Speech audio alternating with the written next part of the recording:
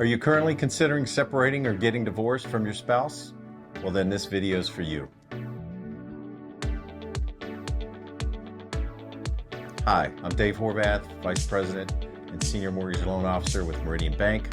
And whether you're personally considering a separation or divorce, or you're an attorney who handles those cases, then this video is meant for you. I've seen in my 30-year career many separation and divorce decrees come across my desk, and I will say one thing. Often what is dictated to be done in these legal agreements cannot actually be done. No one ever consulted a mortgage professional for the qualification requirements. For instance, you're now legally divorced or separated. You think your spouse is going to refinance the house. You will finally be free. You'll get your name off the mortgage and receive your equity in cash, so you can then go out and buy your own home. Happy times are ahead. And guess what? Your ex-spouse can't qualify to comply with your agreement. Wow. What do you do now? How does this happen?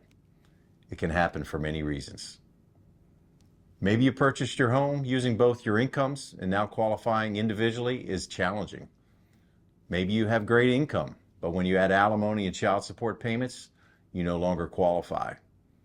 Maybe the other spouse missed a payment on a joint account, which lowered both your credit scores. There are many, many variables and things that can happen during this period of time. It could be that current rates are higher than when you purchased a home, making it much more challenging to qualify.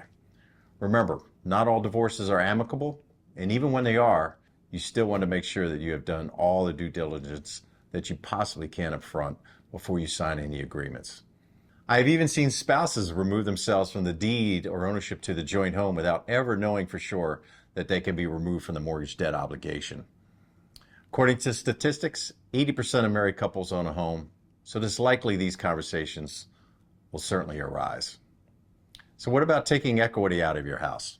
A lot of times one spouse will keep the house and give equity to the other spouse.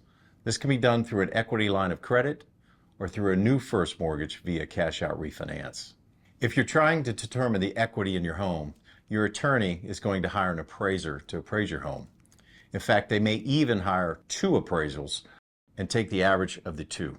Now keep in mind, a lender is required in most cases to order their own appraisal for value purposes.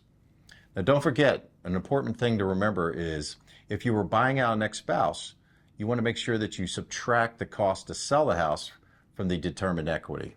Typically, realtor fees, transfer taxes, recordation taxes, attorney's fees, etc., let's just say are 6% on any transaction.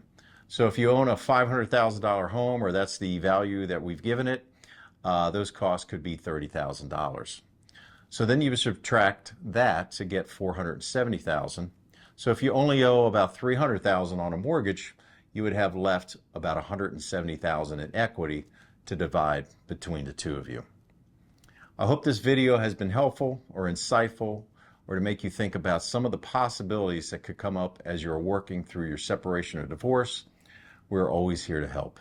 Having gone through the divorce process myself, I can empathize with what you're going through, and I promise to do my best to come up with an outcome that makes sense for both parties in the end. Thanks for watching. Please don't forget to subscribe to the channel and hit that like button for me. I would really appreciate it. I'd also appreciate if you could share this video with anyone you know who potentially is going through a separation or divorce. Feel free also to send this video to your attorney. Regardless of the state you live in, I can help. You can reach me directly by calling 1-800-275-2895. Until next time.